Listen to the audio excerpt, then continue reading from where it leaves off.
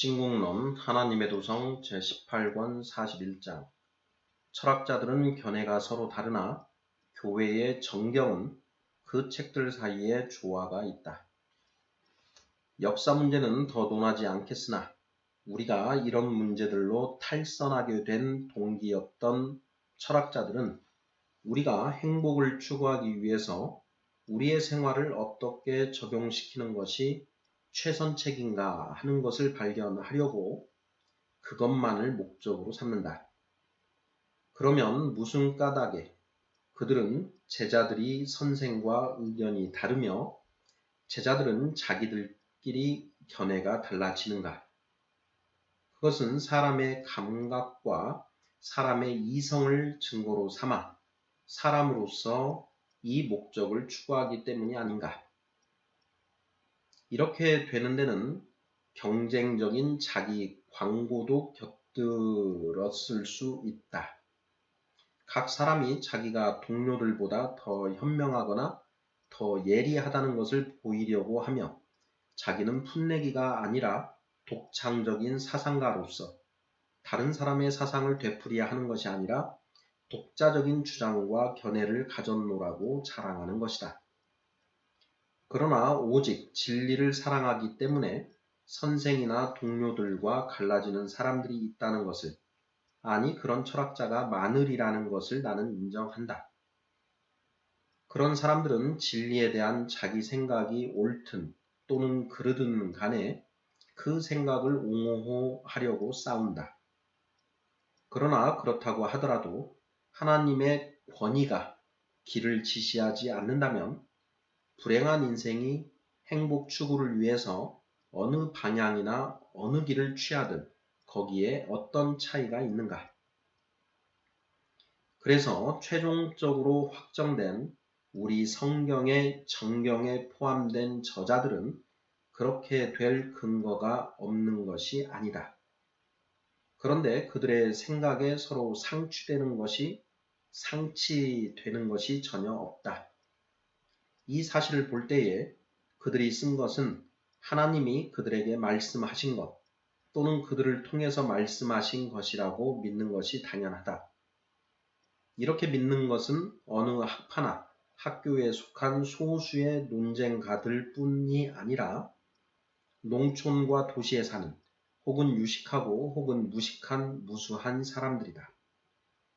저자가 너무 많으면 믿는 눈에 귀중한 것의 가치가 떨어져 보일 수 있으므로 저자의 수요가 적어야 했으며 동시에 그들이 일치하는 사실이 놀랍지 않게 되지 않도록 그 수요가 너무 적지도 않았다.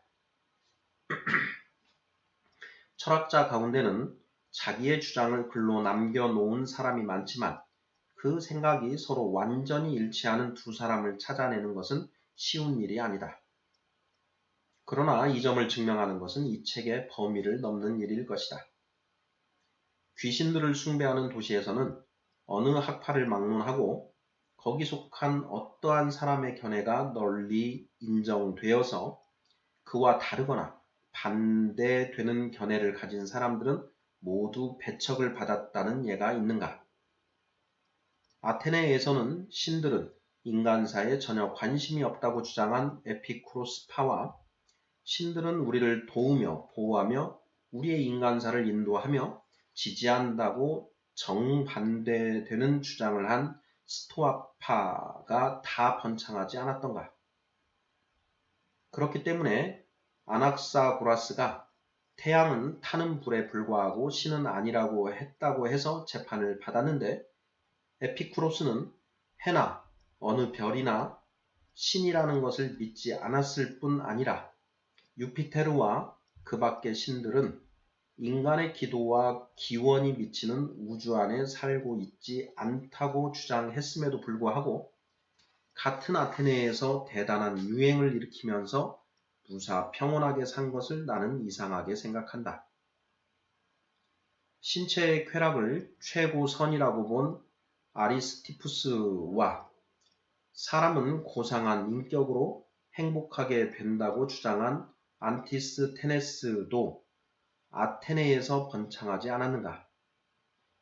이 두 훌륭한 철학자는 다 소크라테스파였지만 인간의 최고선을 인정한 영역이 너무 다르고 반대되어서 한 사람은 현명한 사람은 정치를 피하라고 했고 다른 사람은 나라 일을 도우라고 했다. 그래도 두 사람이 다 자기의 철학파를 따르도록 많은 제자를 모을 수 있었다. 그들의 활동은 공개적이었다.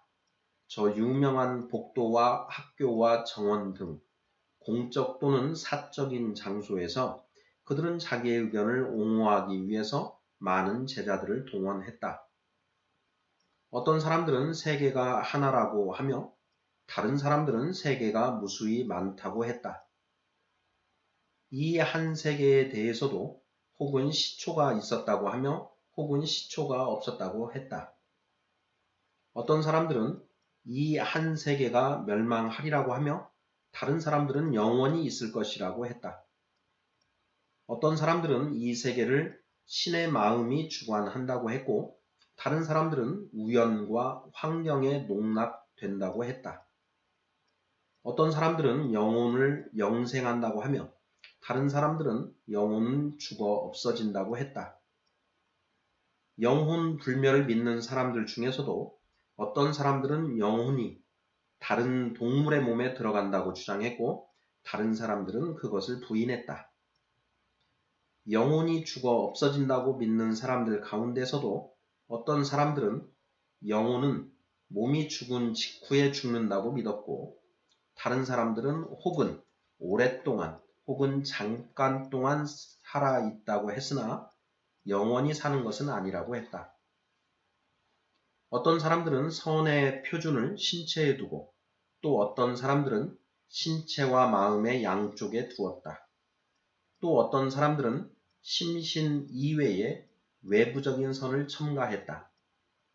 어떤 사람들은 신체의 감각기관들을 항상 믿을 수 있다고 생각했고 다른 사람들은 항상 믿을 수는 없다고 했고 또 어떤 사람들은 언제든지 믿을 수 없다고 생각했다.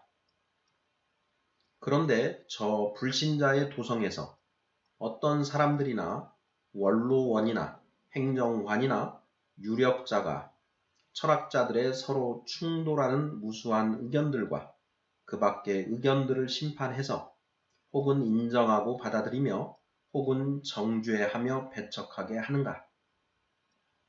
그렇지 않고 불신자 도성은 도리어 모든 논쟁을 혼란한 그대로 한 품 안에 안고 있지 않았던가? 그뿐 아니라 그들의 차이점은 토지나 가옥이나 금전 문제가 아니라 우리가 불행하게 되느냐 또는 행복하게 되느냐를 결정하는 인생 문제에만 관한 것이다. 물론 그들의 어떤 말은 옳다. 그러나 그런 말도 동등한 특권을 누렸으므로 그런 도성을 바빌론이라는 상징적인 이름으로 부른 것은 공연한 일이 아니었다. 이미 말한 바와 같이 바빌론은 혼란을 의미한다. 그런 도성의 왕인 마귀로서는 그들이 서로 싸우게 만드는 오류들이 얼마나 서로 모순되느냐 하는 것을 문제시하지 않는다. 그들이 여러 가지 불경건으로 가득하기만 하면 그는 모든 것을 한결같이 차지하고 있기 때문이다. 그러나 하나님의 말씀을 위탁받은 민족, 백성, 도성, 공화국인 이스라엘 사람들은 진정한 예언자들과 거짓 예언자들에게 동등한 특권을 인정해서 혼합한 것이 아니라 반대 의견이 없고 한 마음을 가진 사람들만을 믿을 만한 성경 저자로 인정하며 존경했다. 이 사람들이 그들의 철학자, 즉 지혜를 사랑하는 사람들이었으며 그들의 현인들이었으며 그들의 신학자들이었으며 예언자들이었으며 성실과 경건의 교사들이었다. 그들의 생활과 사상을 모범으로 삼은 사람들은 그 생활과 사상을 사람에게서 얻은 것이 아니라 그들을 통해서 말씀하신 하나님에게서 얻은 것이다. 성경이 불경건을 금하면 금하는 것은 하나님이시다. 내 부모를 공경하라고 하면 이 명령은 하나님이 하시는 것이다. 간음하지 말라, 살인하지 말라, 도적질하지 말라. 그 밖에 비슷한 계명들은 사람의 입에서 나온 것이 아니라 하나님이 하신 말씀이다.